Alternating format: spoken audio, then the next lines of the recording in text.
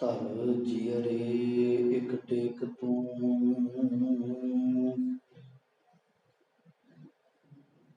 ਲਾਹ ਬਿਡਾਨੀ ਆਸ।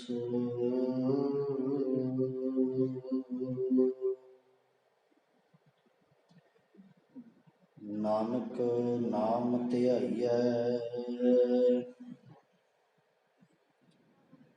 ਕਾਰਜ ਆਵੈ ਰਾਸ।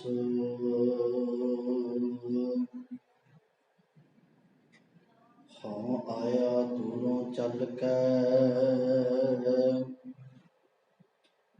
ਮੈਂ ਤੱਕੀ ਤਉ ਸ਼ਰਨਾਏ ਜੀਉ।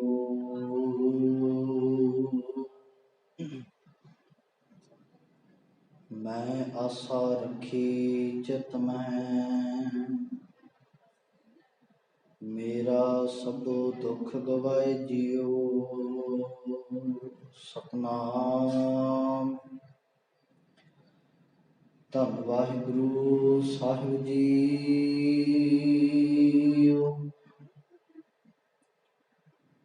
ਬਿਲਾਵਲ ਮਹਲਾ ਪੰਜਵਾ।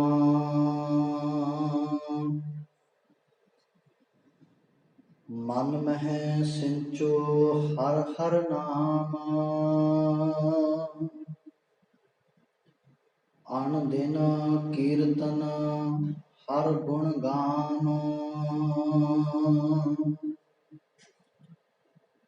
ਐਸੀ ਪ੍ਰੀਤ ਕਰੋ ਮਨ ਮੇਰੇ,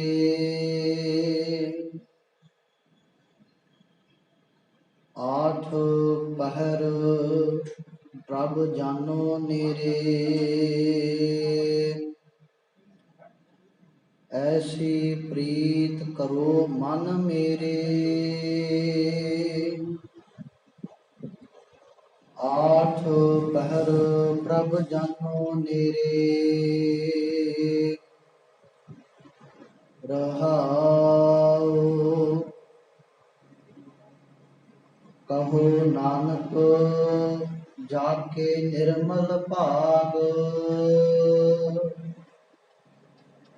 ਹਰ ਚਰਨੀ ਤਾ ਕਾ ਮਨ ਲਾਗ। ਕਹੋ ਨਾਨਕ ਜਾ ਕੇ ਨਿਰਮਲ ਭਾਗ, ਹਰ ਚਰਨੀ ਤਾ ਕਾ ਮਨ ਲਾਗ।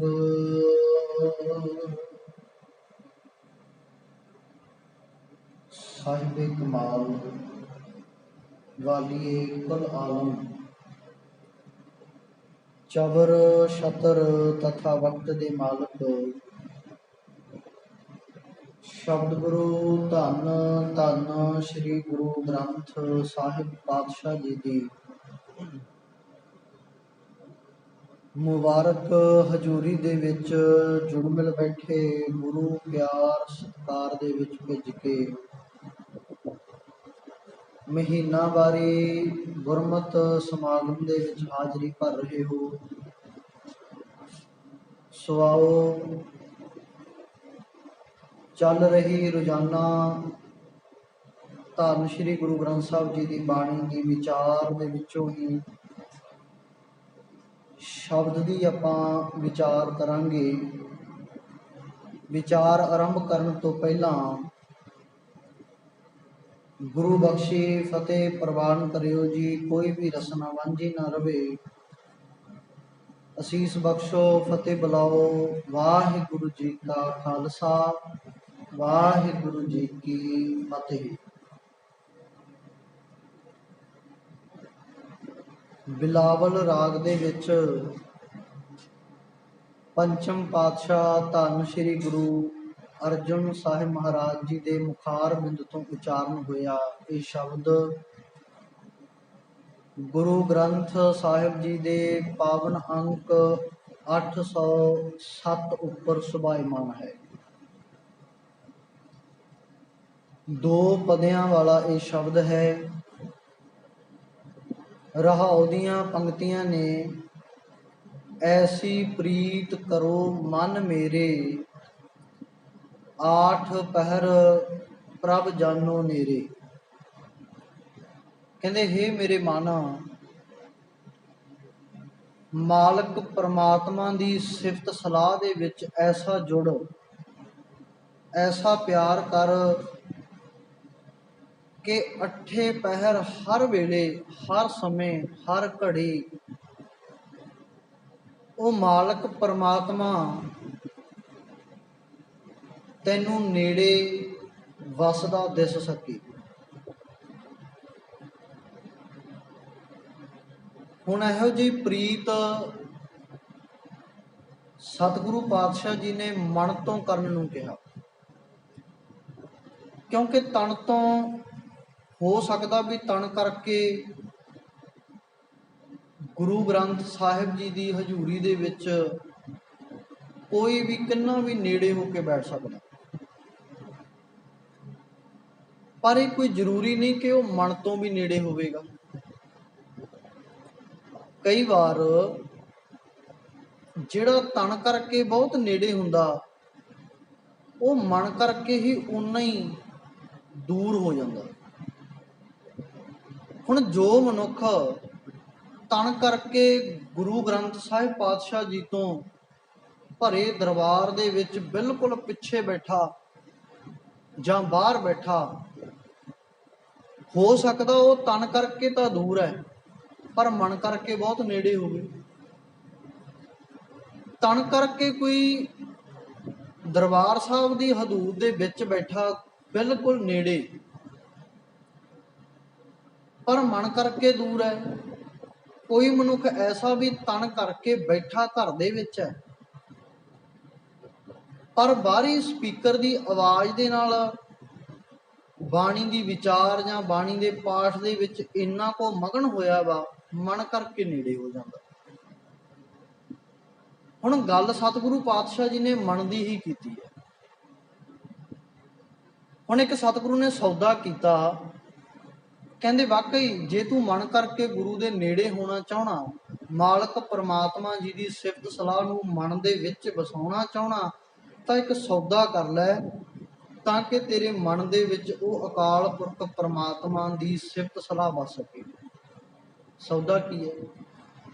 हुण एक सौदा आम मनुख करदा जां आम लोक दुनियाचारी जिहड़ी लोकाचारी है वो सौदा करदी है भी साडा आ काज आ कम सवर जावे, असी इन्नी भेटा तेरे दर ते चढ़ावांगे। आम करके हरेक धर्म, हरेक कौम, हरेक मजहब दे विच इदां ही ये जिहड़ी धारना बनी हुई है इदां ही है। कोई कहंदा भी मेरा आ कारज सफला हो जावे, मैं अखंड पाठ करवा देवांगा, सहज पाठ करवावांगा, लंगर ला देवांगा, जग कर देवांगा, कोई कुछ वक्खो वखरियां। पर सतगुरु कहंदे भलिया ये कोई सौदा ये नहीं भी मैं तेरा काम कर दिता भी तू मेरा कर, नहीं। इसे करके पातशाह जी ने क्या कहते, कंचन स्यों पाइया नहीं तोड़। कंचन कहते ने सोने नूं, कहते कोई सोना अपने बरोबर का तोड़ के रख देवे भी शायद परमात्मा मैनू मिल जाएगा, फिर तो धनाड़ लोग रब नूं पा जाते ना। फिर तो जिहड़े लोगों कोले पैसा धन दौलत की कोई घाट नहीं, दुनिया दे विच पहले नंबर ते ने, फिर तो रब वो लै जाते। यही है ना, क्योंकि पैसे नाल कुछ भी खरीदिया जा सकता पर परमात्मा। इसे करके सतगुरु ने कहा भी कंचन स्यों पाइए नहीं तोड़। मालक परमात्मा जी नूं सोने दे नाल तोलिया नहीं जा सकता भी कोई खरीद कर सकेगा। मिलेगा किवें? कहंदे मन दे राम लिया है मोल, कहंदे मन दे दे। हुण मन देना की है? मन देण दा अर्थ है अपनियां मन मर्जियां छड्ड देणियां। अक्सर लोग अपनी मन मर्जी के अधीन ने भी मेरा मन करेगा मैं आ काम करांगा, मेरा मन करेगा मैं इधर जावांगा, मेरा मन करेगा मैं इदां करांगा। मुबारक है क्योंकि मनुख अपने विचारां प्रति सुतंत्र है, कुछ भी कर सकता, किते भी जा सकता, किते भी आ सकता, किसी ਨੂੰ कोई रोक टोक नहीं। पर ਜੇਕਰ ਵਾਕਈ ਗੁਰੂ ਨੂੰ परमात्मा ਨੂੰ ਆਪਣੇ ਜੀਵਨ ਵਿੱਚ ਪਾਉਣਾ ਚਾਹੁੰਦੇ ਆ, ਗੁਰੂ ਦੀ ਖੁਸ਼ੀ ਲੈਣਾ ਚਾਹੁੰਦੇ ਆ, ਕਿਉਂਕਿ ਕੋਈ ਮਨੁੱਖ ਇਹ ਤਾਂ ਕਹਿੰਦਾ ਨਹੀਂ ਨਾ ਵੀ ਦੁੱਖ ਮਿਲੇ, ਮੰਗਦਾ ਤਾਂ ਸੁੱਖ ਹੀ ਆ ਹਰ ਕੋਈ, ਸੁੱਖ ਦੀ ਹੀ ਚਾਹਨਾ ਸਭ ਦੇ ਅੰਦਰ। ਹੁਣ ਆਨੰਦ ਖੇੜੇ ਦੇ ਵਿੱਚ ਰਹਿਣ ਦੇ ਲਈ ਕਹਿੰਦੇ ਮਨ ਨੂੰ ਵੇਚਣਾ ਪਵੇਗਾ। ਮਨ ਵੇਚੈ ਸਤਿਗੁਰ ਕੈ ਪਾਸ, ਤਿਸ ਸੇਵਕ ਕੇ ਕਾਰਜ ਰਾਸ। ਕਹਿੰਦੇ ਜਿਹਨੇ ਆਪਣਾ ਮਨ ਵੇਚ ਦਿੱਤਾ ਗੁਰੂ ਦੇ ਅੱਗੇ, ਹੁਣ ਗੁਰੂ ਪਾਤਸ਼ਾਹ ਜੀ ਨੇ ਬਾਣੀ ਅੰਦਰ ਬਖਸ਼ਿਸ਼ ਕੀਤਾ, ਕਹਿੰਦੇ ਪਹਿਲਾਂ ਮਰਨ ਕਬੂਲ, ਜੀਵਨ ਕੀ ਛੱਡ ਆਸ, ਹੋ ਸਭਨਾ ਕੀ ਰੇਣੁਕਾ, ਤਾਂ ਆਓ ਹਮਾਰੇ ਪਾਸ। ਹੁਣ ਪਾਤਸ਼ਾਹ ਜੀ ਨੇ ਪਹਿਲਾਂ ਮਰਨ ਨੂੰ ਕਿਉਂ ਕਿਹਾ? ਮਨੁੱਖ ਕਹਿੰਦਾ ਵੀ ਇੱਕ ਵਾਰ ਜੰਮਿਆ ਤੇ ਇੱਕ ਵਾਰ ਮਰਨਾ ਵੀ ਹੈ, ਹੁਣ ਪਹਿਲਾਂ ਮਰ ਕੇ ਗੁਰੂ ਕੋਲੇ ਕਿਵੇਂ ਜਾਇਆ ਜਾਵੇ? ਪਾਤਸ਼ਾਹ ਜੀ ਕਹਿੰਦੇ ਤੈਨੂੰ ਆਪਣੇ ਮਨ ਦੀਆਂ ਮਰਜ਼ੀਆਂ ਨੇ ਜਿਹੜੀਆਂ, ਉਹਨਾਂ ਨੂੰ ਮਾਰਨਾ ਪਵੇਗਾ। ਆਸਾਂ ਸਭੈ ਲਾ ਕੇ ਇੱਕੋ ਆਸ ਕਮਾਓ। ਇੱਕੋ ਆਸ ਮਾਲਕ ਪਰਮਾਤਮਾ ਦੀ ਅੰਦਰ ਰੱਖਣੀ ਪਊ, ਬਾਕੀ ਦੁਨਿਆਵੀ ਆਸਾਵਾਂ ਤ੍ਰਿਸ਼ਨਾਵਾਂ ਤੋਂ ਤੈਨੂੰ ਛੁਟਕਾਰਾ ਲੈਣਾ ਪਊ, ਛੱਡਣੀਆਂ ਪੈਣਗੀਆਂ। ਵੀ ਮੇਰੀ ਆਹ ਚੀਜ਼ ਨਹੀਂ ਪੂਰੀ, ਮੈਨੂੰ ਆਹ ਚਾਹੀਦਾ, ਮੈਨੂੰ ਘਰ ਚਾਹੀਦਾ, ਪਰਿਵਾਰ ਚਾਹੀਦਾ, ਧੀਆਂ ਪੁੱਤ ਚਾਹੀਦੇ ਨੇ, ਕਾਰ ਚਾਹੀਦੀ ਹੈ, ਜਾਂ ਮੈਨੂੰ ਧਨ ਦੌਲਤ ਚਾਹੀਦਾ, ਬਿਜ਼ਨਸ ਚਾਹੀਦਾ ਵਧੀਆ। ਨਹੀਂ, ਸਤਿਗੁਰੂ ਕਹਿੰਦੇ ਆਸਾਂ ਸਭੇ ਲਾ ਕੇ, ਬਾਕੀ ਛੱਡਣਾ ਪੈਣਾ। ਪਹਿਲਾਂ ਮਰਨ ਕਬੂਲ, ਕਹਿੰਦੇ ਕਬੂਲ ਕਰਨਾ ਪਵੇਗਾ। ਜੀਵਨ ਕੀ ਛੱਡ ਆਸ, ਜਿਹੜੀਆਂ ਆਸ਼ਾਵਾਂ ਦੇ ਸਹਾਰੇ ਤੂੰ ਜੀਵਨ ਜਿਉਣਾ ਚਾਹਣਾ, ਉਹ ਤੈਨੂੰ ਆਸ਼ਾਵਾਂ ਤਿਆਗਣੀਆਂ ਪੈਣੀਆਂ, ਛੱਡਣੀਆਂ ਪੈਣੀਆਂ। ਜੇ ਤੂੰ ਉਹ ਤਿਆਗ ਸਕਦਾ, ਛੱਡ ਸਕਦਾ, ਤਾਂ ਤੂੰ ਮਾਲਕ ਦੇ ਦਰ ਉੱਤੇ ਪ੍ਰਵਾਨ ਹੋ ਸਕਦਾ। ਫੇਰ ਹੋਏ ਸਭਨਾ ਕੀ ਰੇਣੁਕਾ। ਅਗਲੀ ਗੱਲ ਕੀਤੀ, ਕਹਿੰਦੇ ਸਾਰਿਆਂ ਦੀ ਤੈਨੂੰ ਰੇਣੁਕਾ ਬਣਨਾ ਪਊਗਾ, ਭਾਵ ਕਿ ਚਰਨ ਧੂੜ ਬਣਨਾ ਪਊ, ਨਿਮਾਣਾ ਬਣਨਾ ਪਊ। ਹੁਣ ਚੇਤਾ ਰੱਖਿਓ, ਜਿਹੜਾ ਨਿਮਾਣਾ ਬਣ ਜਾਂਦਾ ਉਹ ਸਿੱਖੀ ਪ੍ਰਾਪਤ ਕਰ ਜਾਂਦਾ, ਉਹ ਗੁਰੂ ਨੂੰ ਪਾ ਜਾਂਦਾ, ਗੁਰੂ ਨੂੰ ਮਿਲ ਪੈਂਦਾ, ਉਹਦਾ ਮਿਲਾਪ ਗੁਰੂ ਨਾਲ ਹੋ ਜਾਂਦਾ। ਫਿਰ ਉਹ ਮਨੁੱਖ ਆਨੰਦ ਦੇ ਵਿੱਚ ਆ ਕੇ, ਖੇੜੇ ਵਿੱਚ ਆ ਕੇ ਦੂਜਿਆਂ ਨੂੰ ਵੀ ਦੱਸਦਾ, ਆਨੰਦ ਭਇਆ ਮੇਰੀ ਮਾਏ। ਕਿਉਂ ਆਨੰਦ ਹੋਇਆ? ਪੈਸਾ ਪਾ ਲਿਆ, ਧਨ ਦੌਲਤ ਮਿਲ ਗਿਆ, ਘਰ ਜ਼ਮੀਨ ਜਾਇਦਾਦ ਮਿਲ ਗਈ, ਪਰਿਵਾਰ ਮਿਲ ਗਿਆ, ਤਾਂ ਆਨੰਦ ਮਿਲਿਆ? ਨਹੀਂ। ਸਤਿਗੁਰੂ ਕਹਿੰਦੇ ਕਿਵੇਂ ਮਿਲਿਆ? ਕਹਿੰਦੇ ਸਤਿਗੁਰੂ ਮੈਂ ਪਾਇਆ। ਜਦੋਂ ਮੈਨੂੰ ਸਤਿਗੁਰੂ, ਸੱਚਾ ਗੁਰੂ ਮੈਨੂੰ ਮਿਲ ਪਿਆ, ਉਦੋਂ ਮੇਰੀ ਜ਼ਿੰਦਗੀ ਦੇ ਵਿੱਚ ਆਨੰਦ ਤੇ ਖੇੜਾ ਆ ਗਿਆ। ਸਾਰੀ ਆਨੰਦ ਸਾਹਿਬ ਦੀ ਬਾਣੀ ਪੜ੍ਹ ਲਓ, ਤੁਹਾਨੂੰ ਪਤਾ ਲੱਗ ਜਾਵੇਗਾ। ਤੇ ਕਿਵੇਂ ਇਹ ਜਿਹੜਾ ਜੀਵਨ ਹੈ ਨਾ, ਸਤਿਗੁਰੂ ਕਹਿੰਦੇ ਜਿਹੜਾ ਆਪਣੇ ਆਪ ਨੂੰ ਇਸ ਪੰਥ ਦਾ ਹਿੱਸਾ ਬਣਾਉਣਾ ਚਾਹੁੰਦਾ, ਭਗਤ ਬਣਨਾ ਚਾਹੁੰਦਾ ਸੱਚੇ ਦਰ ਦਾ, ਤਾਂ ਕਹਿੰਦਾ ਉਹਨਾਂ ਦੀ ਚਾਲ ਆ ਜਿਹੜੀ ਉਹ ਬੜੀ ਵੱਖਰੀ ਹੈ ਦੂਜਿਆਂ ਦੀ ਚਾਲ ਨਾਲ। ਭਗਤਾਂ ਕੀ ਚਾਲ ਨਿਰਾਲੀ, ਚਾਲਾਂ ਨਿਰਾਲੀ, ਭਗਤਾਂ ਕੇਰੀ ਵਿਖਮ ਮਾਰਗ ਚੱਲਣਾ। ਹੁਣ ਵਿਖਮ ਮਾਰਗ ਹੈ, ਵਿਖਮ ਮਾਰਗ ਚੱਲਣਾ, ਔਖਾ ਰਸਤਾ, ਔਖੇ ਰਸਤੇ ਉੱਤੇ ਚੱਲਣਾ। ਔਖਾ ਕਿਉਂ ਹੈ? ਔਖਾ ਨਹੀਂ, ਪਰ ਮਨੁੱਖਤਾ ਦੇ ਲਈ, ਜਿਹੜੇ ਦੁਨੀਆ ਸੰਸਾਰ ਦੇ ਵਿੱਚ ਖਚਤ ਨੇ ਨਾ, ਉਹਨਾਂ ਲਈ ਔਖਾ ਹੈ। ਔਖਾ ਕਿਵੇਂ ਹੈ? ਸਤਿਗੁਰੂ ਕਹਿੰਦੇ ਔਖਾ ਤਾਂ, ਕਹਿੰਦੇ ਇਹ ਲੱਭ ਲੋਭ ਅਹੰਕਾਰ ਇਹਦੇ ਵਿੱਚ ਫਸਿਆ ਹੋਇਆ, ਮੋਹ ਦੇ ਵਿੱਚ ਫਸਿਆ ਹੋਇਆ, ਉਹ ਇਸ ਕਰਕੇ ਇਸੇ ਸਮਾਜ ਦੇ ਵਿੱਚ ਹੀ ਰੁਲਿਆ ਫਿਰਦਾ। ਉਹ ਇੱਥੇ ਹੀ ਆਪਣੀ ਤ੍ਰਿਸ਼ਨਾ ਨੂੰ ਪੂਰਨ ਕਰਦਾ, ਕਦੇ ਲੋਭ ਲਾਲਚ ਦੇ ਵਿੱਚ ਆ ਕੇ ਉਧਰ ਨੂੰ ਭਜਦਾ, ਕਦੇ ਮੋਹ ਦੀਆਂ ਤੰਦਾਂ ਦੇ ਵਿੱਚ ਫਸ ਜਾਂਦਾ। ਪਰ ਸਤਿਗੁਰੂ ਕਹਿੰਦੇ ਜੇਕਰ ਤੂੰ ਆਪਣੀ ਚਾਲ ਨਿਰਾਲੀ ਰੱਖਣਾ ਚਾਹਣਾ ਹੈ, ਤਾਂ ਤੈਨੂੰ ਲੱਭ ਲੋਭ ਅਹੰਕਾਰ ਤਜ ਤ੍ਰਿਸ਼ਨਾ ਬਹੁਤ ਨਾ ਹੀ ਬੋਲਣਾ, ਤੈਨੂੰ ਸੀਮਤ ਹੋਣਾ ਪਵੇਗਾ। ਤੈਨੂੰ ਬਿਲਕੁਲ ਨਿਮਰਤਾ ਦੇ ਵਿੱਚ ਆਉਣਾ ਪਵੇਗਾ। ਨਿਵਣ ਸੋ ਅੱਖਰ ਖਵਣ ਗੁਣ ਜਿਹਬਾ ਮਣੀਆਂ ਮੰਤ, ਇਹ ਤ੍ਰੈ ਭੈਣੇ ਵੇਸ ਕਰ ਤਾਂ ਬਸ ਆਵੀ ਕੰਤ। ਤਾਂ ਮਾਲਕ ਪਰਮਾਤਮਾ ਜਿਹੜਾ ਸਾਡਾ ਮਨ ਦਾ, ਸਾਡੀ ਰੂਹ ਦਾ ਪਤੀ ਹੈ, ਉਹ ਸਾਨੂੰ ਫਿਰ ਮਿਲੇਗਾ, ਕਿਉਂਕਿ ਜਦੋਂ ਸਾਡੇ ਅੰਦਰ ਗੁਣ ਹੀ ਨਹੀਂ, ਫਿਰ ਉਹ ਮਾਲਕ ਨਹੀਂ ਆ ਸਕਦਾ। ਇੱਥੇ ਗੁਣਾਂ ਦਾ ਧਾਰਨੀ ਬਣਨਾ ਪਵੇਗਾ। ਪ੍ਰੀਤ ਤਾਂ ਫੇਰ ਹੀ ਅੰਦਰ ਪੈਦਾ ਹੋਵੇਗੀ ਨਾ, ਜੇ ਗੁਣ ਨੇ। ਤੇ ਹੁਣ ਹੈ ਕਿ ਸਾਂਝ ਕਰੀਜੈ ਗੁਣਾ ਕੇਰੀ ਛੋੜ ਅਵਗੁਣ ਚੱਲਣਾ। ਇੱਥੇ ਤਾਂ ਅਵਗੁਣਾਂ ਨੂੰ ਛੱਡਣਾ ਨਾ, ਪਰ ਮਨੁੱਖ ਕੀ ਕਰਦਾ, ਦੂਜੇ ਦੇ ਅਵਗੁਣ ਫੜਦਾ। ਵੀ ਇਹਦੇ ਵਿੱਚ ਮੈਨੂੰ ਕੋਈ ਘਾਟ ਦਿਸੇ ਸਹੀ, ਮੈਂ 10 ਲੋਕਾਂ ਨੂੰ ਜਾ ਕੇ ਦੱਸਣੀ ਹੈ ਵੀ ਇਹਦੇ ਵਿੱਚ ਇਹ ਘਾਟ ਹੈ। ਇਹਦੇ ਵਿੱਚ ਕੋਈ ਮੈਨੂੰ ਖੋਟ ਲੱਭੇ ਸਹੀ। ਮਨੁੱਖ ਤਾਕ ਦੇ ਵਿੱਚ ਰਹਿੰਦਾ ਵੀ ਮੈਨੂੰ ਖੋਟ ਲੱਭੇ। ਲੱਖ ਚੰਗਿਆਈਆਂ ਹੋਣ, ਬੰਦਾ ਇੱਕ ਖੋਟ ਲੱਭਣ ਦੇ ਪਿੱਛੇ ਸਾਰੀ ਜ਼ਿੰਦਗੀ ਲੰਘਾ ਦਿੰਦਾ, ਚੰਗਿਆਈ ਨੂੰ ਫੜ ਹੀ ਨਹੀਂ ਪਾਉਂਦਾ। ਸਤਿਗੁਰੂ ਕਹਿੰਦੇ ਇਸ ਕਰਕੇ ਸਾਂਝ ਗੁਣਾਂ ਦੀ ਕਰ, ਅਵਗੁਣਾਂ ਨੂੰ ਛੱਡ ਕੇ ਚੱਲ। ਜੇ ਤੂੰ ਅਵਗੁਣਾਂ ਨੂੰ ਤਿਆਗਣਾ ਸਿੱਖ ਜਾਵੇਂਗਾ ਨਾ, ਛੱਡਣਾ ਸਿੱਖ ਜਾਵੇਂਗਾ, ਤਾਂ ਤੂੰ ਗੁਣਾਂ ਦੇ ਵਿੱਚ ਨਿਪੁੰਨਤਾ ਹਾਸਲ ਕਰ ਲਵੇਂਗਾ, ਗੁਣਵਾਨ ਹੋ ਜਾਵੇਂਗਾ। ਹੁਣ ਸਤਿਗੁਰੂ ਕਹਿੰਦੇ ਜਿਹੜੀ ਪ੍ਰੀਤ ਹੈ ਉਸ ਮਾਲਕ ਪਰਮਾਤਮਾ ਦੀ ਕਿਹੋ ਜਿਹੀ ਹੈ। ਕਹਿੰਦੇ ਪ੍ਰਭ ਕੀ ਪ੍ਰੀਤ ਸਦਾ ਸੁਖ ਹੋਏ।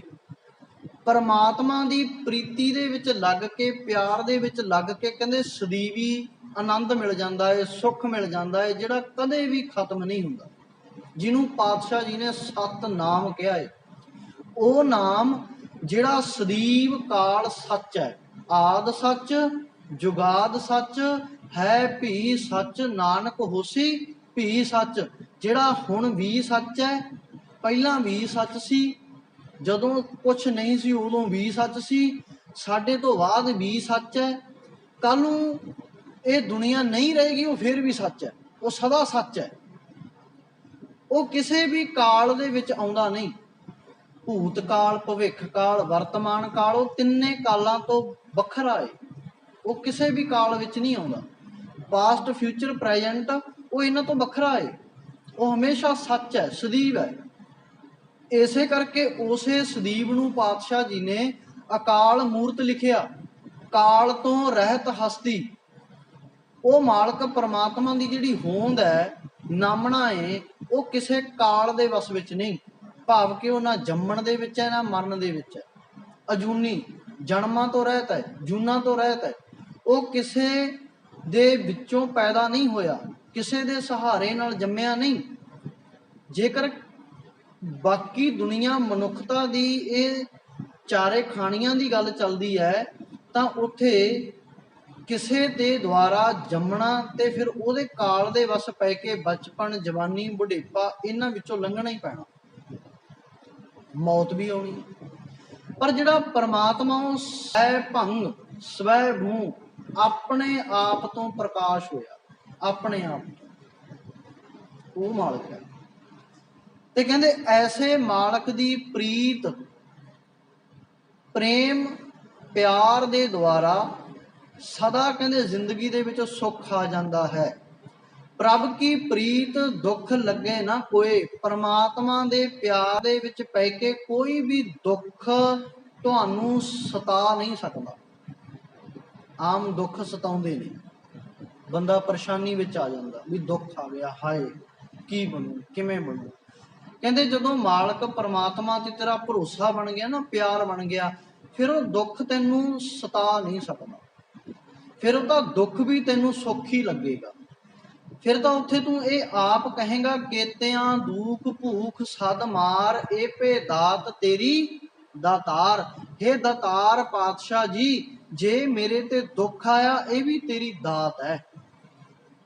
ਤੂੰ ਕਿਰਪਾ ਕੀਤੀ ਹੈ, ਰਹਿਮਤ ਕੀਤੀ ਹੈ, ਮੇਰੀ ਝੋਲੀ ਦੇ ਵਿੱਚ ਦਾਤ ਪਾਈਏ। ਬੇਸ਼ੱਕ ਦੁੱਖ ਪਾਇਆ, ਕੋਈ ਗੱਲ ਨਹੀਂ, ਕੋਈ ਪਰਵਾਹ ਨਹੀਂ।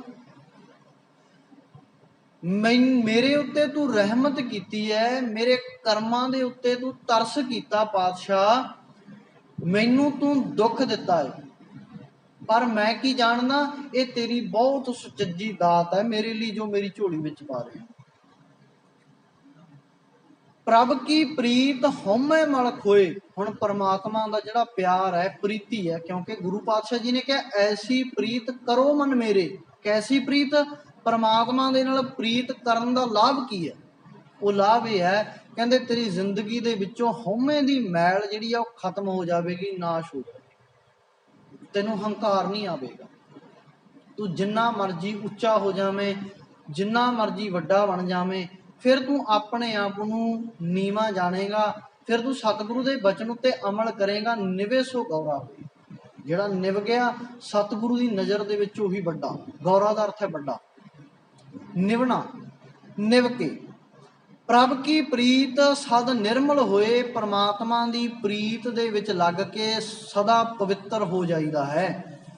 ਸੁਣੋ ਮੀਤ ਐਸਾ ਪ੍ਰੇਮ ਪਿਆਰ। ਕਹਿੰਦੇ ਹੇ ਸਤ ਸੰਗੀ ਜਨੋ ਮਿੱਤਰੋ, ਪਿਆਰਿਓ ਸੁਣੋ ਕਿ ਐਸਾ ਪ੍ਰੇਮ ਪਿਆਰ, ਐਸਾ ਪ੍ਰੇਮ ਪਿਆਰ ਇੱਕ ਦਾਤ ਹੈ, ਮਾਲਕ ਦੀ ਐਸੀ ਦਾਤ ਹੈ ਜਿਸ ਦੀ ਦਾਤ ਦੇ ਨਾਲ ਜੀ ਪ੍ਰਾਣ ਘਟ ਘਟ ਆਧਾਰ।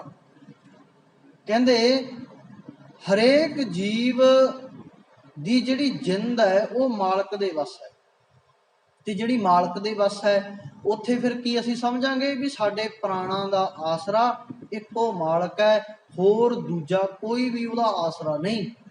ਰਾਖਾ ਏਕ ਹਮਾਰਾ ਸੁਆਮੀ, ਸਗਲ ਘਟਾਂ ਕਾ ਅੰਤਰਜਾਮੀ। ਫਿਰ ਉਹੀ ਹੈ ਜਿਹਨੇ ਇਹ ਮੰਨ ਲਿਆ ਵੀ ਰਾਖਾ ਮੇਰਾ ਇੱਕੋ ਹੈ, ਉਹੀ ਮੇਰੇ ਹਿਰਦੇ ਘਰ ਦੀ ਜਾਣਨ ਵਾਲਾ ਹੈ, ਫਿਰ ਉਹ ਸਕੂਨ ਮਹਿਸੂਸ ਕਰੇਗਾ। ਕੀ ਸਤਿਗੁਰੂ ਕਹਿੰਦੇ ਊਠਤ ਸੁਖੀਆ ਬੈਠਤ ਸੁਖੀਆ, ਭਉ ਨਹੀਂ ਲਾਗੇ ਜਾਂ ਐਸੇ ਬੁਝੀਆ। ਕਹਿੰਦੇ ਫਿਰ ਤੈਨੂੰ ਡਰ ਨਹੀਂ ਲੱਗੇਗਾ ਜਦੋਂ ਤੂੰ ਇੱਕ ਕਰਕੇ ਪਰਮਾਤਮਾ ਨੂੰ ਆਪਣਾ ਰਾਖਾ ਮੰਨ ਲਿਆ, ਇੱਕ ਦੇ ਅਧੀਨ ਹੋ ਗਿਆ। ਖਾਲਸ, ਖਾਲਸ ਉਸ ਨੂੰ ਕਿਹਾ ਜਾਂਦਾ ਜਿਹੜਾ ਮਾਲਕ ਦੇ ਅਧੀਨ ਹੋ ਜਾਵੇ, ਕਿਸੇ ਹੋਰ ਦੇ ਡਰ ਅਧੀਨ ਨਹੀਂ। ਚੇਤਾ ਰੱਖਿਓ, ਆਪਾਂ ਪਹਿਲਾਂ ਵੀ ਗੱਲ ਕੀਤੀ ਹੈ, ਕੁਝ ਦਿਨ ਪਹਿਲਾਂ ਜਿੱਦਨੇ ਵਿਚਾਰ ਕੀਤੀ ਸੀ ਆਪਾਂ ਬਾਣੀ ਦੀ, ਉਹਦੇ ਵਿੱਚ ਵੀ ਆਪਾਂ ਸਾਂਝ ਪਾਈ ਸੀ ਵੀ ਨੰਦ ਲਾਲ ਜੀ ਨੂੰ ਔਰੰਗਜ਼ੇਬ ਦੇ ਦਰਬਾਰ ਵਿੱਚੋਂ ਆਉਣਾ ਪੈ ਗਿਆ। ਕਿਉਂ? ਕਿਉਂਕਿ ਉੱਥੇ ਉਹਨਾਂ ਨੂੰ ਸਜ਼ਾਏ ਮੌਤ ਜਾਂ ਧਰਮ ਦੀ ਤਬਦੀਲੀ ਕਹਿਤਾ। ਹੁਣ ਉਹਨਾਂ ਨੇ ਸਹਾਰਾ ਕੀ ਲਿਆ? ਬਾਜਾਂ ਵਾਲੇ ਦਾ, ਆਨੰਦਪੁਰ ਸਾਹਿਬ ਦੀ ਧਰਤੀ ਦਾ ਸਹਾਰਾ ਲਿਆ। ਜਦੋਂ ਆਨੰਦਪੁਰ ਸਾਹਿਬ ਦੀ ਧਰਤੀ ਦਾ ਸਹਾਰਾ ਮਿਲ ਗਿਆ ਨਾ, ਗੁਰੂ ਦਾ ਆਸਰਾ ਮਿਲ ਗਿਆ, ਫਿਰ ਉਹਨੂੰ ਕਿਸੇ ਕਿਸਮ ਦਾ ਕੋਈ ਡਰ ਨਹੀਂ ਰਹਿ ਗਿਆ। ਉਹ ਗੁਰੂ ਦੇ ਕੋਲ ਆ ਕੇ ਆਪਣੇ ਆਪ ਨੂੰ ਸੁਰੱਖਿਅਤ ਮਹਿਸੂਸ ਕਰਨ ਲੱਗ ਪਿਆ, ਸੁਰੱਖਿਅਤ, ਤੇ ਸਾਰਾ ਜੀਵਨ ਗੁਰੂ ਦੇ ਚਰਨਾਂ ਵਿੱਚ ਹੀ ਲਾ ਦਿੱਤਾ। ਪ੍ਰੀਤ ਭਾਈ ਨੰਦ ਲਾਲ ਜੀ ਤੋਂ ਹੀ ਸਿੱਖ ਲਈਏ, ਕੈਸੀ ਪ੍ਰੀਤ? ਗੁਰੂ ਦੇ ਨਾਲ। ਦੇਖਿਓ, ਕਹਿੰਦੇ ਕੁਝ ਕੁ ਸਿੰਘਾਂ ਨੇ ਆ ਕੇ ਸ਼ਿਕਾਇਤ ਕੀਤੀ, ਜਾਂ ਬਾਹਰੀ ਰਾਹਗੀਰ ਜਿਹੜੇ ਜਾਂਦੇ ਸੀ ਨਾ, ਹਨੇਰੇ ਸਵੇਰੇ ਲੰਘਦੇ ਸੀ, ਉਹਨਾਂ ਨੂੰ ਲੰਗਰ ਦੇ ਵਿੱਚ ਪ੍ਰਸ਼ਾਦਾ ਨਾ ਮਿਲਿਆ। ਉਹਨਾਂ ਨੇ ਸ਼ਿਕਾਇਤ ਕੀਤੀ ਵੀ ਪਾਤਸ਼ਾਹ ਜੀ, ਤੁਹਾਡੇ ਲੰਗਰਾਂ ਦੇ ਵਿੱਚੋਂ ਸਾਨੂੰ ਮੋੜ ਦਿੱਤਾ ਜਾਂਦਾ, ਪ੍ਰਸ਼ਾਦਾ ਨਹੀਂ ਮਿਲਦਾ। ਕਹਿੰਦੇ ਕੋਈ ਗੱਲ ਨਹੀਂ। ਇੱਕ ਦਿਨ ਲੰਘੇ, 2 ਦਿਨ, 3 ਦਿਨ, ਲਗਾਤਾਰ ਹੀ ਉਲਾਂਭਾ ਆਉਂਦਾ ਰਿਹਾ।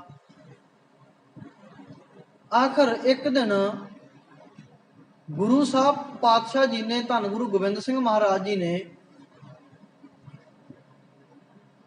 ਚੋਲਾ ਲਾ ਕੇ ਆਮ ਇਨਸਾਨਾਂ ਵਾਂਗ ਪਹਿਰਾਵਾ ਪਹਿਨ ਕੇ ਲੰਗਰ ਦੇ ਵਿੱਚ ਚਲੇ ਗਏ। ਸ਼ਾਮਾਂ ਜਦੋਂ ਪਈਆਂ, ਰਾਤੀ 9-10 ਵਜੇ, ਤੇ ਜਾ ਕੇ ਕਿਹਾ ਵੀ ਪ੍ਰਸ਼ਾਦਾ ਛਕਣਾ। ਭੁੱਖ ਬਹੁਤ ਲੱਗੀ ਹੈ, ਕਈ ਦਿਨਾਂ ਦਾ ਛਕਿਆ ਨਹੀਂ ਕੁਛ, ਤੇ ਇੱਧਰ ਦੀ ਲੰਘ ਰਿਹਾ ਸੀ, ਪਤਾ ਵੀ ਇੱਥੇ ਪ੍ਰਸ਼ਾਦਾ ਬਣਦਾ, ਵੀ ਪ੍ਰਸ਼ਾਦਾ ਛਕਣਾ।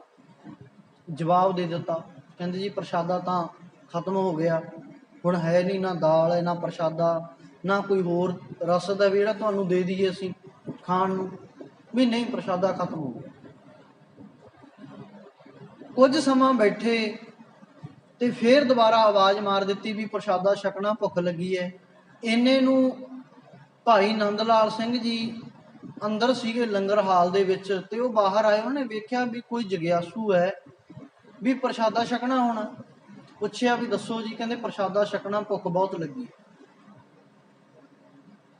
ਭਾਈ ਨੰਦ ਲਾਲ ਸਿੰਘ ਜੀ ਨੇ ਆਪਣਾ ਜਿਹੜਾ ਪ੍ਰਸ਼ਾਦਾ ਸੀ ਥਾਲੀ ਵਿੱਚ ਪਾ ਕੇ ਰੱਖਿਆ ਵੀ ਛਕਾਂਗੇ, ਉਹ ਪ੍ਰਸ਼ਾਦਾ ਉਹਨਾਂ ਨੂੰ ਦੇ ਦਿੱਤਾ ਵੀ ਲਓ ਜੀ ਪ੍ਰਸ਼ਾਦਾ ਤੁਸੀਂ ਛਕੋ। ਦੂਜੇ ਦਿਨ ਵੀ ਇਦਾਂ ਹੀ ਕੀਤਾ। ਫਿਰ ਪਾਤਸ਼ਾਹੀ ਚਲੇ ਗਏ, ਫਿਰ ਆਵਾਜ਼ ਦਿੱਤੀ। ਉਹ ਜਿਹੜਾ ਦੂਸਰਾ ਲਾਂਗਰੀ ਸੀ ਉਹਨੇ ਕਹਿ ਦਿੱਤਾ ਜੀ ਪ੍ਰਸ਼ਾਦਾ ਤਾਂ ਹੈ ਨਹੀਂ। ਤੇ ਫਿਰ ਦੁਬਾਰਾ ਆਵਾਜ਼ ਮਾਰੀ ਦੂਜੇ ਪਾਸੇ ਹੋ ਕੇ, ਤੇ ਕਮਰੇ ਦੇ ਵਿੱਚੋਂ ਫੇਰ ਭਾਈ ਨੰਦ ਲਾਲ ਸਿੰਘ ਨਿਕਲੇ ਆਏ। ਉਹ ਪ੍ਰਸ਼ਾਦਾ ਛਕ ਚੁੱਕੇ ਆ ਉਸ ਸਮੇਂ, ਆਪਣਾ ਜਿਹੜਾ ਪ੍ਰਸ਼ਾਦਾ ਸੀ ਉਹਨਾਂ ਨੇ ਛਕ ਲਿਆ। ਹੁਣ ਕਹਿੰਦੇ ਵੀ ਜਗਿਆਸੂ ਆਇਆ ਏ ਵੀ ਮੋੜ ਸਕਦੇ ਨਹੀਂ, ਕਿਉਂਕਿ ਗੁਰੂ ਦਾ ਦਰ ਹੈ, ਕੋਈ ਆਸ ਰੱਖ ਕੇ ਹੀ ਇੱਥੇ ਆਉਂਦਾ ਏ। ਭਾਈ ਨੰਦ ਲਾਲ ਸਿੰਘ ਜੀ ਕਹਿੰਦੇ ਵੀ ਇਹ ਰੱਬੀ ਪਿਆਰੇ ਵੀ ਤੂੰ ਬੈਠ, ਤੈਨੂੰ ਪ੍ਰਸ਼ਾਦਾ ਮਿਲੇਗਾ। ਉਸੇ ਸਮੇਂ ਦੁਬਾਰੇ ਪ੍ਰਸ਼ਾਦਾ ਦਾਲ ਤਿਆਰ ਕਰਕੇ ਉਹਨਾਂ ਨੂੰ ਖਵਾਇਆ ਤੇ ਤੀਸਰੇ ਦਿਨ ਦਰਬਾਰ ਲੱਗਿਆ। ਦਰਬਾਰ ਦੇ ਵਿੱਚ ਲੰਗਰ ਵਾਲਿਆਂ ਨੂੰ ਬੁਲਾਇਆ ਗਿਆ ਤੇ ਉੱਥੇ ਜਦੋਂ ਦੋਨੋਂ ਜਾਣੇ ਖੜੇ ਨੇ ਤਾਂ ਸ਼ਿਕਾਇਤ ਦੀ ਜਿਹੜੀ ਅਰਜੀ ਸੀ ਉਸ ਨੂੰ ਪੜ੍ਹਿਆ ਗਿਆ ਵੀ ਭਾਈ ਸ਼ਿਕਾਇਤ ਆਈ ਹੈ ਤੁਹਾਡੀ ਵੀ ਜਗਿਆਸੂ ਆਉਂਦੇ ਨੇ, ਉਹਨਾਂ ਨੂੰ ਮੋੜ ਦਿੱਤਾ ਜਾਂਦਾ, ਲੰਗਰ ਦਿੱਤਾ ਨਹੀਂ ਜਾਂਦਾ। ਤੇ ਹੁਣ ਨੀਵੀਂ ਪਾਈ ਖੜਾ ਭਾਈ ਨੰਦ ਲਾਲ ਸਿੰਘ, ਸਿਰ ਝੁਕਾਇਆ ਹੋਇਆ, ਹੱਥ ਜੋੜੇ ਹੋਏ ਨੇ। ਤੇ ਦੁਬਾਰਾ ਫਿਰ ਕਿਹਾ, ਸਵਾਲ ਕੀਤਾ ਵੀ ਦੱਸੋ ਤੁਸੀਂ ਲੰਗਰ ਦੇ ਵਿੱਚ ਸੇਵਾਦਾਰ ਹੋ, ਲਾਂਗਰੀ ਹੋ, ਤੁਸੀਂ ਆਪ ਸੇਵਾ ਲਈਏ ਵੀ ਅਸੀਂ ਲੰਗਰ ਦੀ ਸੇਵਾ ਕਰਾਂਗੇ, ਪਰ ਲੰਗਰ ਦੇ ਵਿੱਚੋਂ ਲਗਾਤਾਰ ਜਿਹੜੇ ਮਨੁੱਖ ਨੇ, ਲੋਕ ਆਉਂਦੇ ਨੇ ਵੀ ਉਹ ਵਾਪਸ ਮੁੜ ਜਾਂਦੇ ਨੇ, ਲੰਗਰ ਨਹੀਂ ਮਿਲਦਾ। ਜਿਹੜਾ ਨਾਲ ਦਾ ਸੀ ਉਹਨੇ ਖਿਮਾ ਮੰਗੀ ਵੀ ਪਾਤਸ਼ਾਹ ਭੁੱਲ ਹੋ ਗਈ ਵੀ ਲੰਗਰ ਹੁਣ ਅਸੀਂ ਵੱਧ ਬਣਾਇਆ ਕਰਾਂਗੇ ਤਾਂ ਕਿ ਜਿਹੜਾ ਕੋਈ ਲੋੜ ਅਨੁਸਾਰ ਬਾਅਦ ਚੋਂ ਵੀ ਆਵੇ ਉਹਨੂੰ ਦਿੱਤਾ ਜਾਵੇ, ਜਿਹੜਾ ਬਚ ਜਾਵੇ ਉਹ ਅੱਗੇ ਜਾ ਕੇ ਜਿਨ੍ਹਾਂ ਦੇ ਘਰੇ ਨਹੀਂ ਪੱਕਦਾ ਉਹਨਾਂ ਵਿੱਚ ਵੰਡ ਦਿੱਤਾ ਜਾਵੇ। ਪਰ ਦੂਜੇ ਪਾਸੇ ਗੁਰੂ ਪਾਤਸ਼ਾਹ ਜੀ ਆਪ ਤਖਤ ਤੋਂ ਉੱਠੇ ਨੇ ਤੇ ਭਾਈ ਨੰਦ ਲਾਲ ਸਿੰਘ ਜੀ ਨੂੰ ਪਿਆਰ ਦਿੱਤਾ, ਗਲਵੱਕੜੀ ਵਿੱਚ ਲਿਆ। ਕਹਿੰਦੇ ਇੱਕ ਸੇਵਾ ਇਹਨਾਂ ਦੀ ਹੈ, ਸਿੱਖੋ ਕਹਿੰਦੇ ਇਹਨਾਂ ਤੋਂ ਸੇਵਾ ਕਰਨੀ। ਕਹਿੰਦੇ ਆਪਣਾ ਪ੍ਰਸ਼ਾਦਾ ਵੀ ਇਹ ਛਕਾ ਦਿੰਦੇ ਨੇ, ਜੇਕਰ ਆਪਣਾ ਛਕ ਲਿਆ ਤਾਂ ਬਣਾ ਵੀ ਦਿੰਦੇ ਨੇ, ਤਾਜ਼ਾ ਬਣਾ ਕੇ ਖਵਾਉਂਦੇ ਨੇ ਵੀ ਸੇਵਾ ਐਸੀ ਕਰੋ। ਤੇ ਨੰਦ ਲਾਲ ਸਿੰਘ ਜੀ ਇੰਨੀ ਨਿਮਰਤਾ ਉਹਨਾਂ ਵਿੱਚ, ਇੰਨੇ ਗੁਣਾਂ ਦੇ ਭਰਪੂਰ ਨੇ ਕਿ ਉਹ ਪਾਤਸ਼ਾਹ ਜੀ ਦੇ ਕਦਮਾਂ ਦੇ ਉੱਤੇ ਸਿਰ ਰੱਖ ਦਿੰਦੇ ਨੇ। ਪਾਤਸ਼ਾਹ ਜੇ ਫਿਰ ਵੀ ਕੋਈ ਭੁੱਲ ਰਹਿ ਗਈ ਹੋਵੇ ਤਾਂ ਤੂੰ ਬਖਸ਼ਣਹਾਰਾ ਹੈ, ਤੂੰ ਬਖਸ਼ ਲੈ, ਕੋਈ ਮਾਣ ਨਹੀਂ। ਪ੍ਰੀਤ ਇੰਨੀ ਹੈ ਵੀ ਪ੍ਰੀਤ ਦੇ ਨਾਲ ਹੀ ਸੇਵਾਵਾਂ ਹੁੰਦੀਆਂ ਨੇ, ਬੱਧਾ ਚੱਟੀ ਦੇ ਵਿੱਚ ਤਾਂ ਥੋੜੇ ਦਿਨ ਹੀ ਸੇਵਾਵਾਂ ਹੁੰਦੀਆਂ, ਇਹ ਚੇਤਾ ਰੱਖਿਓ। ਸਤਿਗੁਰੂ ਦੀ ਖੁਸ਼ੀ ਤਾਂ ਮਿਲੇਗੀ ਜਦੋਂ ਸੇਵਾ ਕੀਤੀ ਹੋਈ ਸਾਡੀ ਸਫਲੀ ਹੈ। ਤੇ ਸਫਲੀ ਕਿਵੇਂ ਹੈ? ਜਿੰਨਾ ਚਿਰ ਸਤਿਗੁਰੂ ਦਾ ਮਨ ਨਹੀਂ ਮੰਨਦਾ ਉਹਨਾਂ ਚਿਰ ਇਹ ਸਫਲੀ ਨਹੀਂ। ਸਤਿਗੁਰੂ ਦਾ ਮਨ ਕਿਵੇਂ ਮੰਨੇਗਾ? ਜਿਹਦੀ ਪ੍ਰੀਤ ਸਤਿਗੁਰੂ ਨਾਲ ਹੈ, ਪ੍ਰੇਮ ਸਤਿਗੁਰੂ ਨਾਲ ਹੈ। ਕਿੰਨਾ?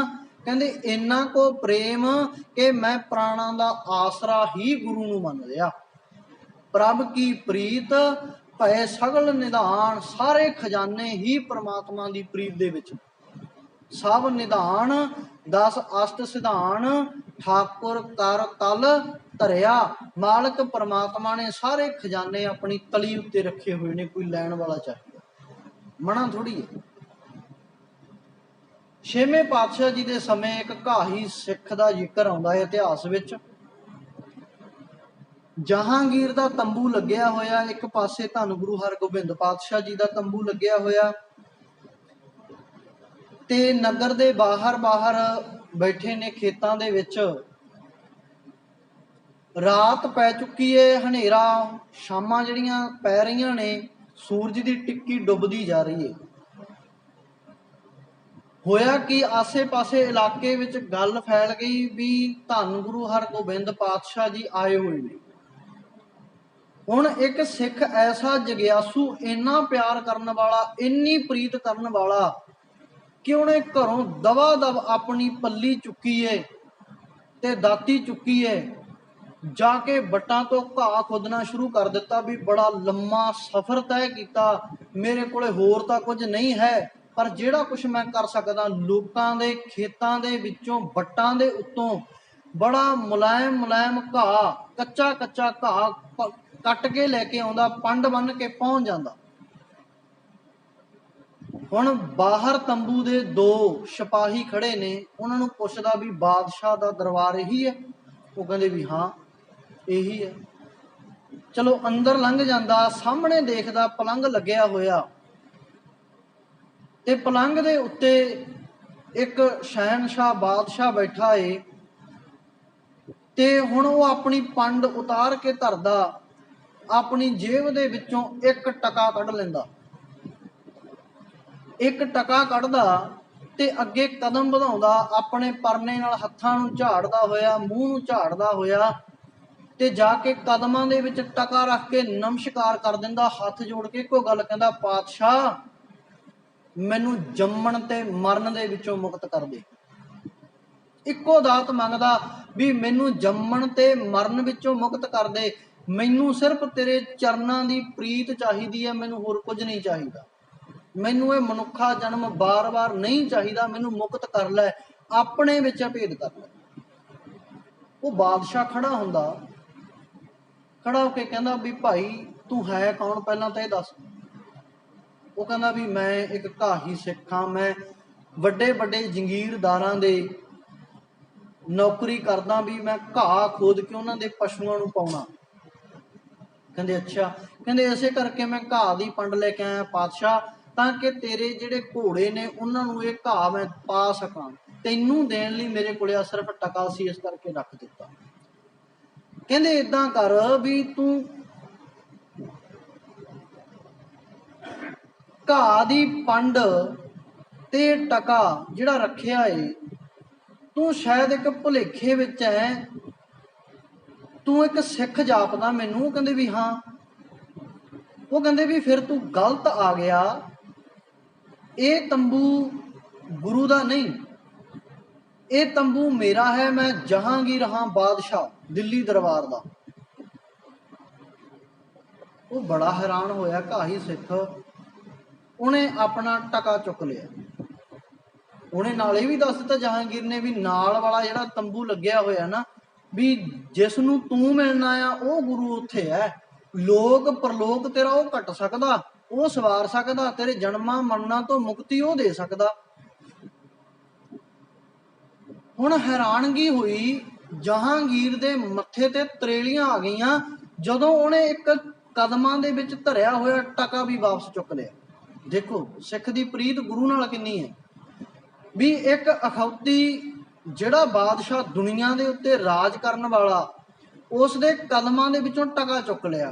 ਹੁਣ ਉਹਨੇ ਹੈਰਾਨਗੀ ਨਾਲ ਕਿਹਾ, ਕਹਿੰਦਾ ਏਦਾਂ ਨਾ ਕਰ, ਦੇਖ ਤੂੰ ਮੈਨੂੰ ਪਤਾ ਵੀ ਤੇਰਾ ਗੁਰੂ ਨਾਲ ਪਿਆਰ ਬਹੁਤ ਹੈ, ਕੋਈ ਸ਼ੱਕ ਨਹੀਂ, ਪਰ ਤੂੰ ਏਦਾਂ ਮੇਰੀ ਤੋਹੀਨ ਨਾ ਕਰ, ਮੈਂ ਬਾਦਸ਼ਾਹ ਦਿੱਲੀ ਦਰਬਾਰ ਦਾ, ਪੂਰੀ ਇਸ ਧਰਤੀ ਦਾ ਮੈਂ ਬਾਦਸ਼ਾਹ, ਤੂੰ ਆਹ ਟਕਾ ਨਾ ਚੁੱਕ, ਮੇਰੀ ਬੇਇੱਜ਼ਤੀ ਬਹੁਤ ਹੈ, ਮੇਰੀ ਬਦਨਾਮੀ ਬਹੁਤ ਹੋ ਜੂ ਵੀ ਇੱਕ ਬਾਦਸ਼ਾਹ ਦੇ ਕਦਮਾਂ ਦੇ ਵਿੱਚੋਂ ਇੱਕ ਮਾਮੂਲੀ ਜਿਹੇ ਸਿੱਖ ਨੇ ਟਕਾ ਚੁੱਕ ਲਿਆ ਨਾ। ਕਹਿੰਦੇ ਤੂੰ ਆਹ ਟਕਾ ਨਾ ਚੁੱਕ, ਏਦਾਂ ਨਾ ਕਰ, ਇਸ ਟਕੇ ਦੇ ਬਦਲੇ ਤੂੰ ਦੱਸ, ਤੂੰ ਲੋਕਾਂ ਦੇ ਖੇਤਾਂ ਦੇ ਵਿੱਚੋਂ ਘਾਹ ਖੋਦ ਕੇ ਲੈ ਕੇ ਆਉਣਾ, ਤੈਨੂੰ ਜ਼ਮੀਨਾਂ ਦਾ ਮਾਲਕ ਬਣਾ ਦਿੰਨਾ।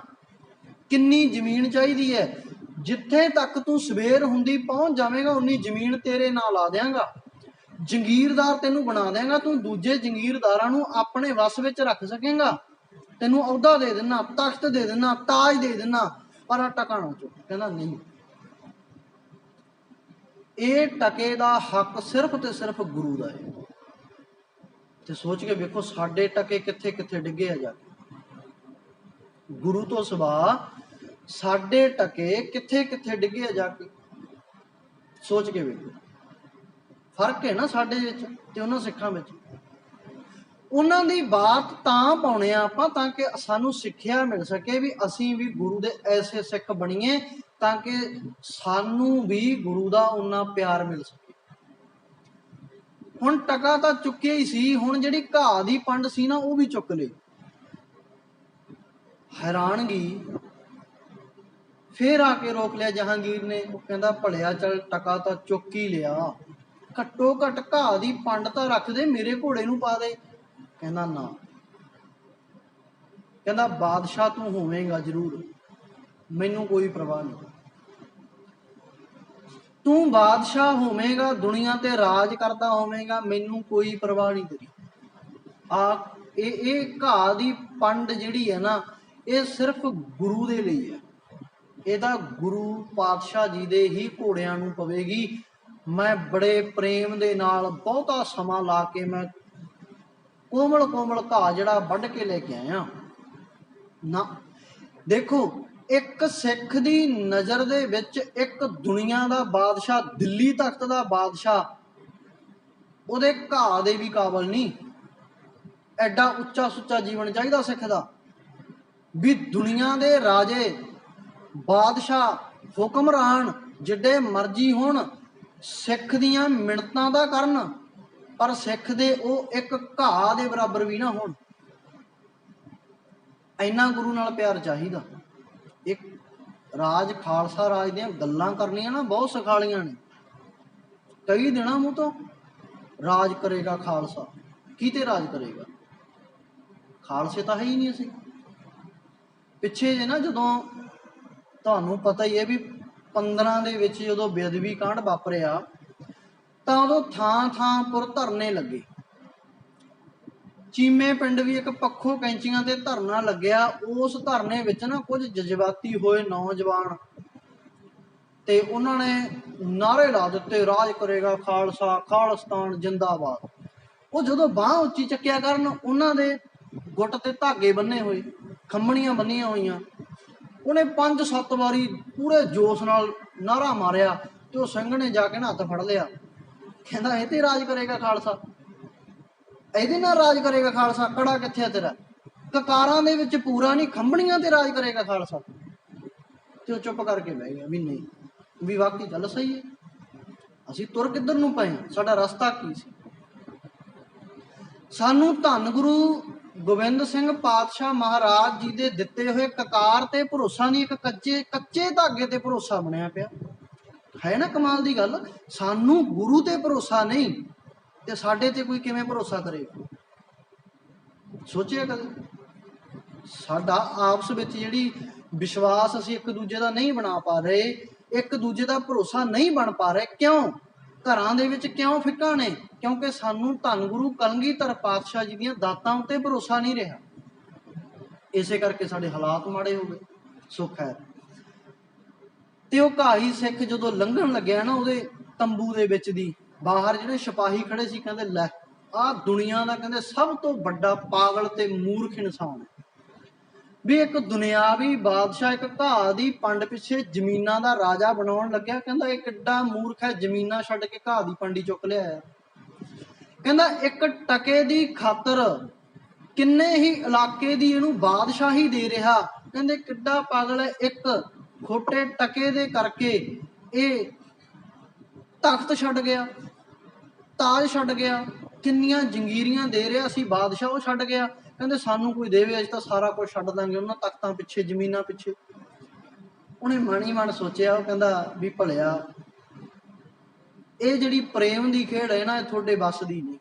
ਹੁਣ ਦੇਖਿਓ, ਜਦੋਂ ਗੁਰੂ ਨਾਲ ਪ੍ਰੇਮ ਹੈ, ਹੁਣ ਉਹ ਤੰਬੂ ਵਿੱਚ ਚਲਿਆ ਗਿਆ, ਮੁੜਕਾ ਆਇਆ ਹੋਇਆ ਤੇ ਹੱਥ ਨੇ ਜਿਹੜੇ ਉਹ ਵੀ ਕੰਬ ਰਹੇ ਨੇ ਵੀ ਕੀ ਗਲਤੀ ਕਰ ਲਈ ਭਲਿਆ ਇਨਸਾਨਾ। ਪਹਿਲੀ ਵਾਰ ਅੱਜ ਗੁਰੂ ਨੂੰ ਤੂੰ ਮਿਲਣ ਆਇਆ, ਰੂਬਰੂ ਹੋਣ ਆਇਆ ਸਰੀਰ ਦੇ, ਨਾਨਕ ਜੋਤ ਦੇ ਦਰਸ਼ਨ ਕਰਨ ਆਇਆ 6ਵੇਂ ਜਾਮੇ ਦੇ ਵਿੱਚ, ਤੇ ਤੂੰ ਪਹਿਚਾਣ ਹੀ ਨਾ ਸਕਿਆ। ਆਪਣੇ ਆਪ ਨੂੰ ਹੁਣ ਲਾਹਣਤਾਂ ਪਾ ਰਿਹਾ ਸਿੱਖ, ਆਪਣੇ ਆਪ ਨੂੰ ਕੋਸ ਰਿਹਾ ਅੰਦਰੋਂ ਵੀ ਤੇਰਾ ਕੀ ਜਿਉਣਾ ਰਹਿ ਗਿਆ ਦੁਨੀਆ ਤੇ, ਤੂੰ ਗੁਰੂ ਨੂੰ ਨਾ ਪਹਿਚਾਣ ਸਕਿਆ।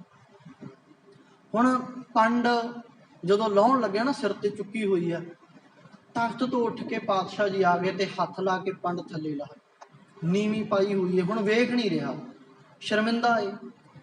ਪਾਤਸ਼ਾਹ ਜੀ ਕਹਿੰਦੇ ਏਦਾਂ ਨਾ ਕਰ ਪਿਆਰੇ, ਤੂੰ ਨਜ਼ਰ ਆਣਾ ਚੜਾ, ਤੂੰ ਅੱਖਾਂ ਖੋਲ, ਸਾਹਮਣੇ ਵੇਖ।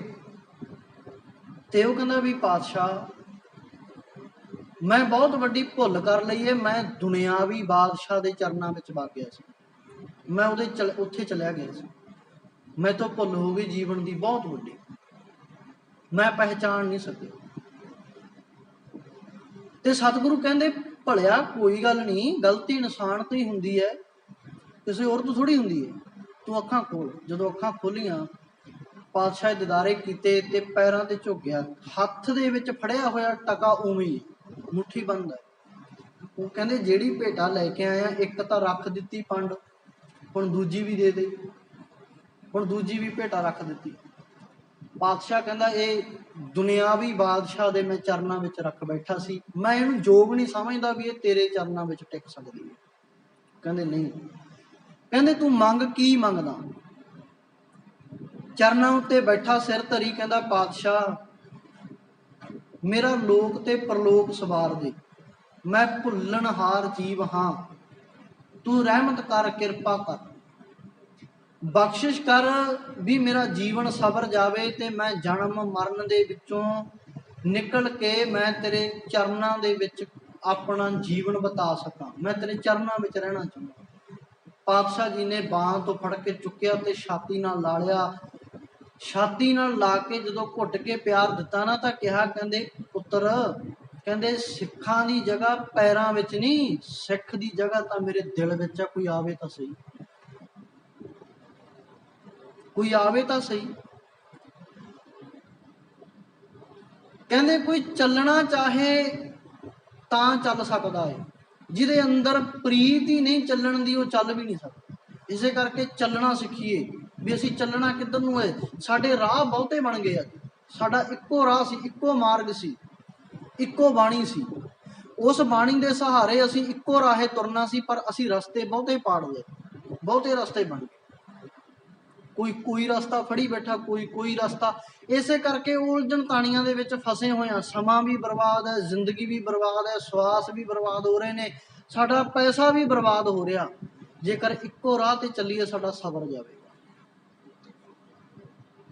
ਪ੍ਰਭ ਕੀ ਪ੍ਰੀਤ ਹਿਰਦੈ ਨਿਰਮਲ ਨਾਮ, ਪਰਮਾਤਮਾ ਦੇ ਪਿਆਰ ਦੇ ਵਿੱਚ ਭਿੱਜ ਕੇ ਹਿਰਦੇ ਵਿੱਚ ਨਾਮ ਵਸ ਜਾਂਦਾ ਹੈ। ਕਿਹੜਾ? ਜਿਹੜਾ ਨਿਰਮਲ ਹੈ, ਮੈਲ ਤੋਂ ਰਹਿਤ ਨਾਮ ਹੈ। ਜਿਹੜਾ ਮੈਲ ਤੋਂ ਰਹਿਤ ਨਾਮ ਹੈ ਉਹੀ ਸਾਨੂੰ ਸਵਾਰ ਸਕਦਾ ਹੈ। ਜਿਹੜਾ ਆਪ ਹੀ ਮੈਲ ਵਿੱਚ ਭਰਿਆ, ਔਗਣਾਂ ਦੇ ਵਿੱਚ ਭਰਿਆ, ਉਹ ਸਾਡੇ ਵਿੱਚ ਕੀ ਭਰੇਗਾ?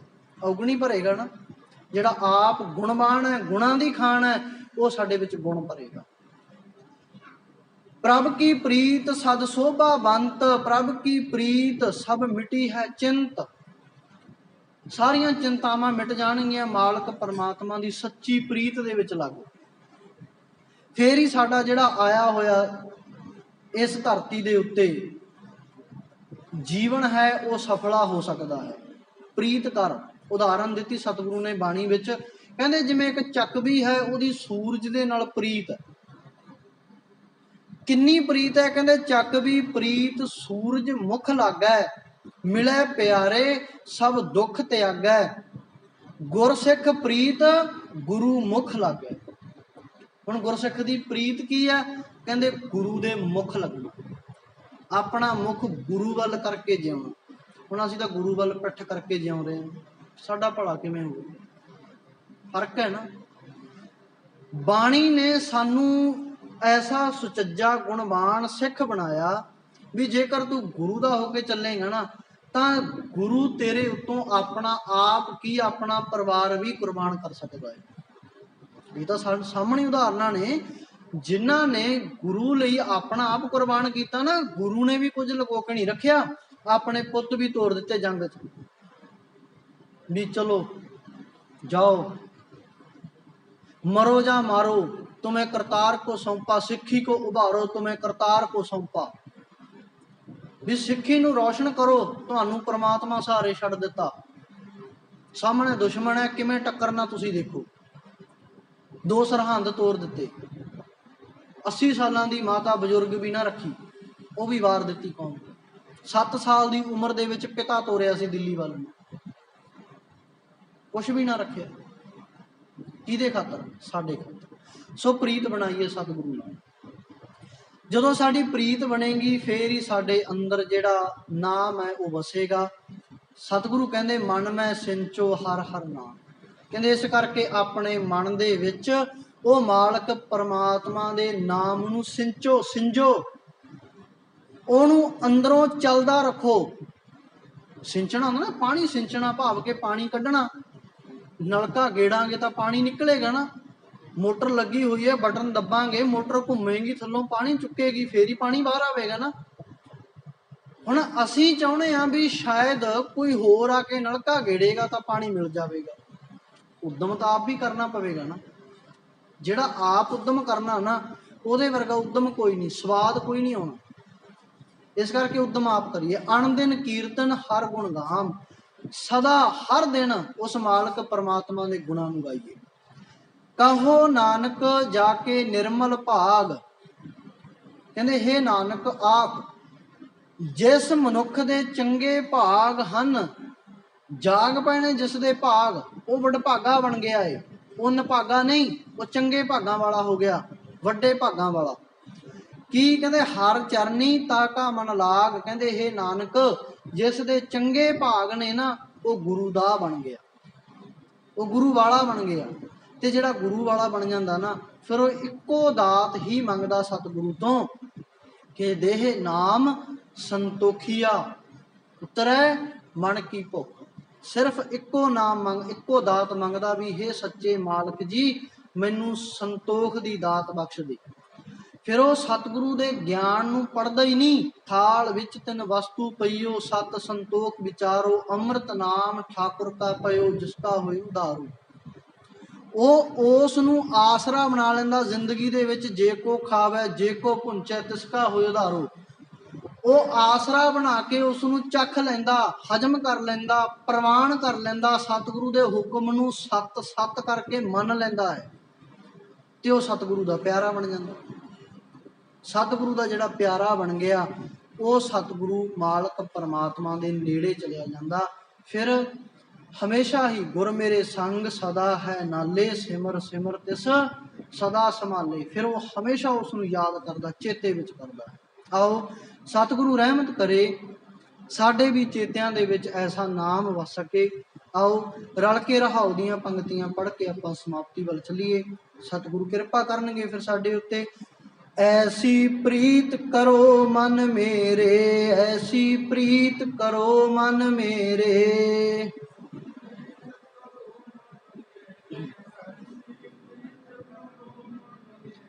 ऐसी प्रीत करो मन मेरे, ऐसी प्रीत करो मन मेरे।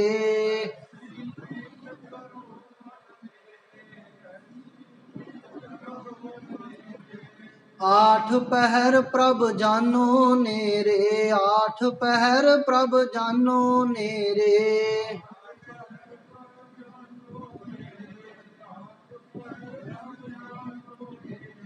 आठ पहर प्रभ जानो नेरे, आठ पहर प्रभ जानो नेरे।